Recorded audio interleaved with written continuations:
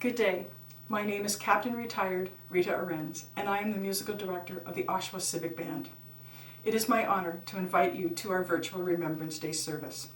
Our band's home is the R.S. McLaughlin Bandshell in downtown Oshawa. The Oshawa Civic Band acknowledges the lands and the people of the Mississaugas of Scugog Islands First Nation. We are thankful to be welcomed on these lands in friendship.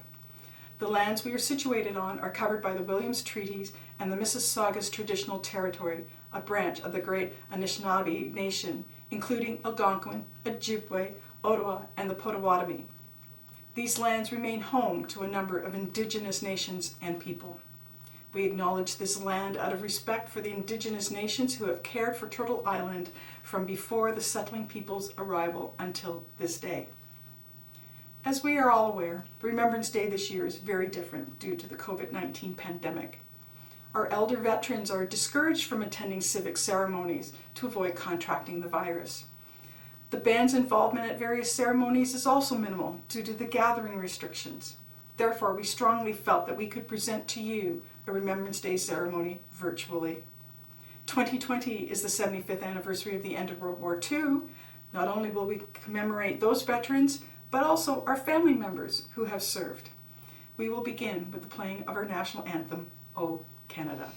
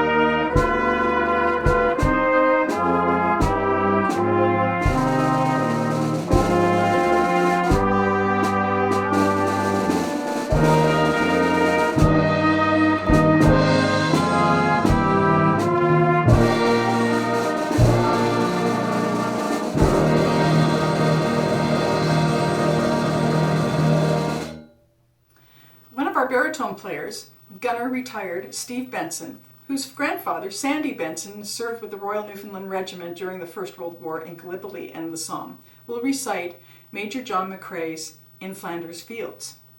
This will be followed by the last post by our solo cornetist Rosalie O'Brien. Rosalie's great uncle, Milton Pegg, was a pilot during the First World War.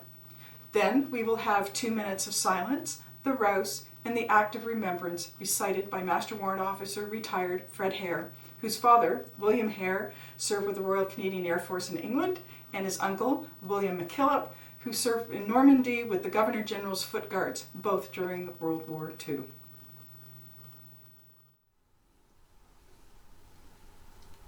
In Flanders Fields the poppies blow, between the crosses, row on row, that mark our place.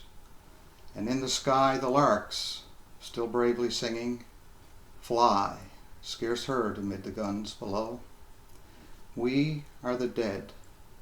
Short days ago we lived, felt dawn, saw sunset glow, loved and were loved, and now we lie in Flanders Fields.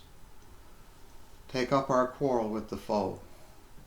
From our failing hands we throw the torch.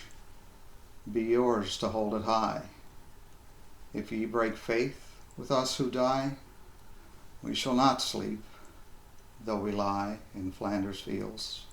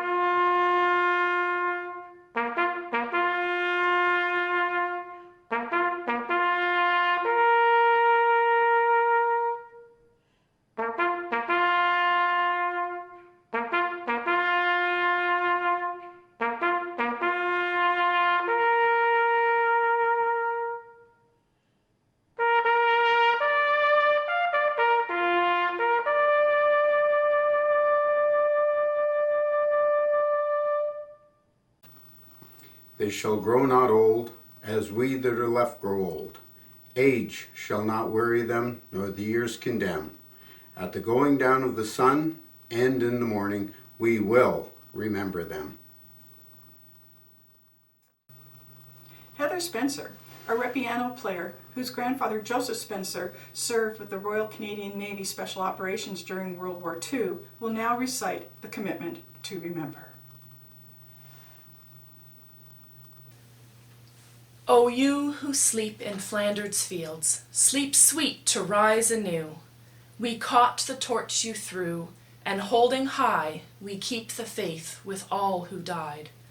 We cherish too the poppy red that grows on fields where valor led. It seems to signal to the skies that blood of heroes never dies, but lends a luster to the red of the flower that blooms above the dead in Flanders Fields. And now the torch and poppy red we wear in honor of our dead. Fear not that ye have died for naught, we'll teach the lesson that ye wrought in Flanders Fields.